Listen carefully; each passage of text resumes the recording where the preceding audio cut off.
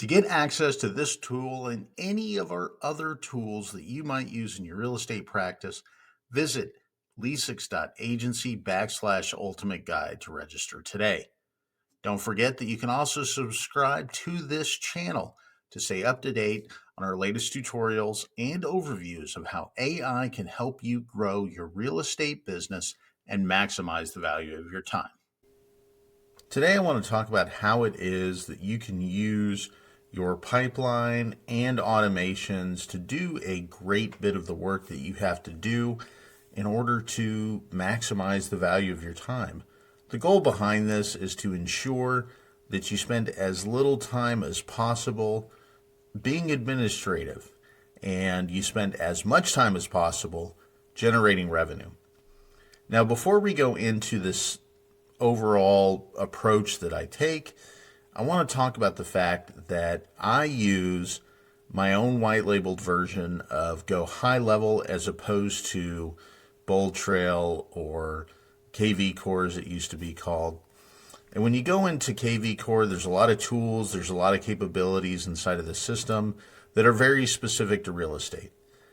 I don't think it's very intuitive. I don't like it because the things that help me be more productive aren't actually real estate processes, they're business processes. And I don't necessarily think this is intuitive in the way somebody should run their business.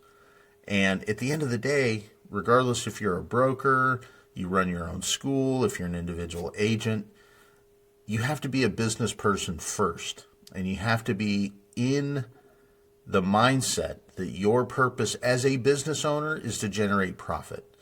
And I don't think this intuitively helps you do that. Now, if you use this, you generate a ton of profit, more power to you. You're doing it right. I don't necessarily think it's a norm. I think it's actually something that probably a lot of willpower on your part had to play. So that's why it is that I use LP. Or like I said, it's built off High Level. If you use High Level in any fashion, I'm not making it fancy by any stretch. In fact, it's just a little bit of branding and that's about it. So in any case, to manage a lot of these processes, I start with building my pipeline. And here you can see that I have a new lead, a discovery session, a listing agreement, a buyer-broker agreement, whether or not an offer was accepted and whether or not that offer closed, is the 6 stages of any sort of deal. And obviously, if you have a listing agreement and a buyer-broker agreement, you can create multiple opportunities, whatever it might be. So what you want to do to set this up is just click on, from the dashboard, click on opportunities and then click on pipelines. And then here you can create a new pipeline, call it whatever you want to. So let's just say real estate stages. And this is where you can talk about your new lead. This is where you can talk about inquiries, cold. Maybe you want to add the stage for discovery, which I think is always important. And this is where you can list the listing agreement, buyer-broker agreement, and we'll say offer accepted and offer made. All right. And here I might say, okay, well, I added inquiries cold. I'm just going to move it up. Boom. There we go. So now we have this entire pipeline here. And I can go to opportunities again. And I may have multiple pipelines. I'm going to select real estate stages. And boom, there we go. Now we have this ability to track every single one of these stages. And why is this important? Because this actually helps us to build our automations, which we'll talk about here in just a second. But either way, this gives you a very clear view of where every single one of your clients are. And all of this data can be seen on the dashboard. So if you want to look at your overall funnel, you can do so. If you want to look at your real estate stages right here, you can see all of this right from your dashboard and see all of the profit-driven metrics that you need to have right from the very front. So let's go back to the opportunities, and let's say we want to add an opportunity here, and we'll say Robert Lee is our primary contact, and he came in as a cold inquiry, and we don't have an opportunity value yet. Maybe I want other people in the agency to follow that, so there may be other agents, maybe my broker, whatever it might be. I can enter a business name, and I can enter whatever sort of tags that I want. At this point, let's say, hey, this is an inquiry for buying a home. So I can keep track of all of that information there. And now that stage is created. And you can see it populates, and I can click on that and update it with notes, book any sort of appointments that I want, send any tasks, whatever it might be, all right from there. But how do we use this with our automations so that we can create time and create standard processes for how we handle cold inquiries and new leads and things along those lines, and how we define all of those? Well, let's go to our automations and talk about that.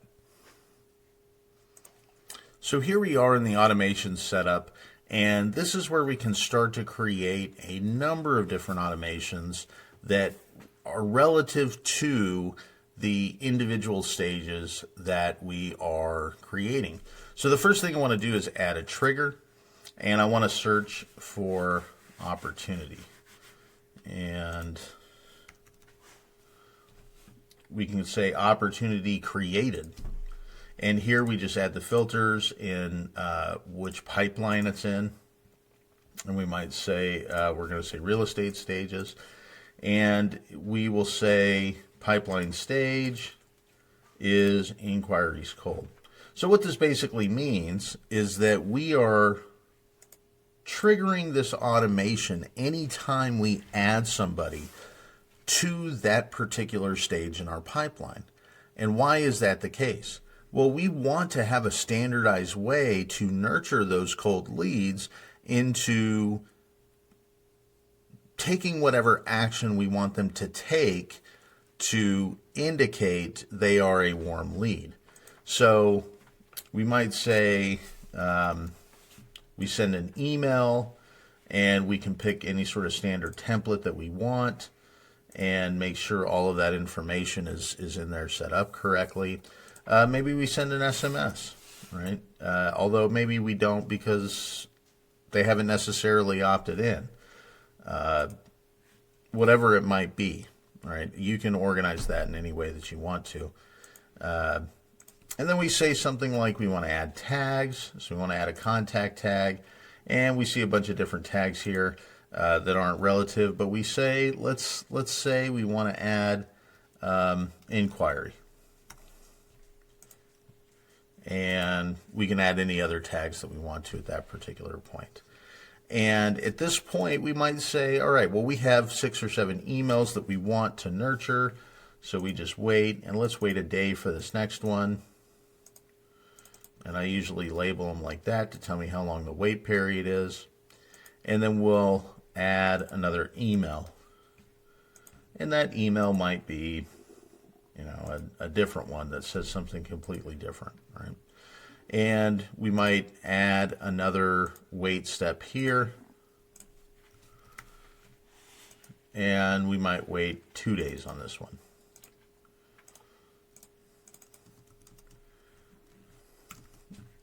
Now, all of that said, I could go through and build out an entire automation, but this is just to demonstrate for you the simplicity of how it works to set up that initial automation. And these cold leads might be people that you just meet at a networking event. There might be nothing oriented in your first couple of emails that are in any way trying to get them to book a discovery appointment or fill out a survey indicating that they might be ready to buy or sell a home. Could be a variety of different things. Either way, take a piece of paper, jot this down, note out everything that you want to send, and then nurture those people into taking action that helps you move them into another stage of the funnel. Make sure to save it.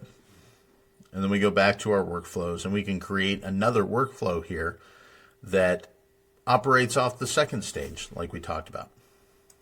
So here we have another workflow, and now we're going to build a workflow oriented around new leads, right? So we have to ask ourselves first, what would trigger this process? Well, obviously, we can say that the opportunity changed, or the pipeline stage changed. And you can say it's in the pipeline for real estate stages, just like we did before, and it's in the pipeline stage of new lead. But maybe you also, in the previous sequence, have a form that you associated with this. And so you might say your new trigger is a form, and that form was submitted.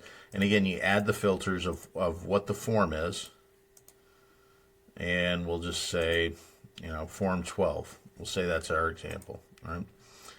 And what you'll be able to do here is basically say that if either one of these things happened, this workflow would kick off. And what you can say in the first step is just make sure that you update the opportunity.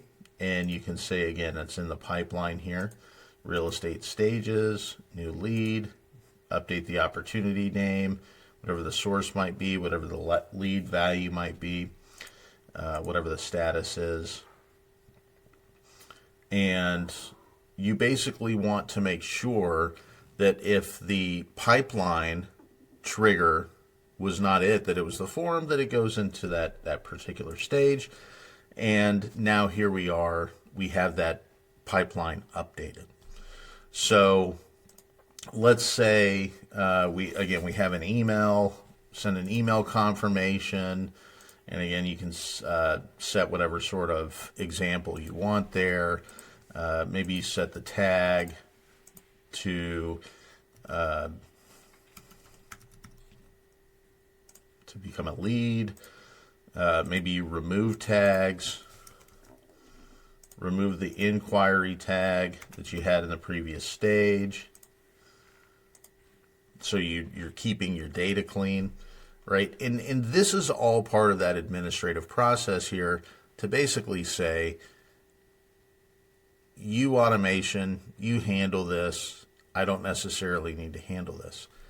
If you were to do this individually for yourself on every transaction, think of the just simple minutes that add up. Suppose you have a couple deals that you're trying to manage. So long as this process is tight, sound, you've tested it out, you make sure that it works the way that it's supposed to work, well, now you have something that actually works. And if I turn this on and I go back to the automation or back to the pipeline and change that pipeline stage, you'll be able to see how this works. So here I am. I'm going to just move this over to new lead. And when we go back to the automation, you should be able to see this process executed in the execution log. So let's go take a look. So here we are in the back end of that workflow that we created. And you can see that it was added to the workflow. You can view the details of it, that we updated the opportunity, just like we did before. We sent an email, we added a tag, we removed a tag, and the end of the workflow happened. And when you go back to the builder, you'll see that that we entered right here because the pipeline stage changed. We updated the opportunity with whatever information we needed to, sent an email, added a tag, removed a tag, and then the workflow was done. And you can see that it took place in the span of a couple of seconds, and we had to do nothing, had to do absolutely nothing with this whole process. And the reason why this is so critical is that from a business perspective, this is how businesses run effectively. And if you're an individual agent, you're a business of one. You can pay somebody to do all this administrative work for you. But by and large, this administrative work can be done very effectively with automations like this. And by using your pipeline, by using your opportunity funnel, by using That drag and drop methodology that we showed in the previous minutes, you can map out what you need to happen with every single transaction. And freeing up that amount of time allows you to focus on the things that don't go according to plan. When a client calls about a particular property that you might be working on, or suppose an appraisal came back and you have to scramble to figure out what that looks like after the fact that it didn't come back how you expected it. Whatever those emergencies might be, you want to have the time for them. This whole basic, simple process is something that you should absolutely be doing. And like I said at the beginning of this tutorial, I choose high level because it is so simple and quick to do this. And when you start mixing in AI to write your email copy and you train your AI employees to create a lot of that content, the minutes that it would take to set this up are absolutely profitable, because it means that every person that you get into your pipeline is going through a standardized same process, and you free up your time to handle the non-standard events. Whatever it is that you do, whatever platform it is that you use, focus on this before you focus on your website. Focus on this before you focus on anything else. Because if your website doesn't help you trigger these automations to help nurture your clients, you're just wasting your time. And wasted time means wasted money.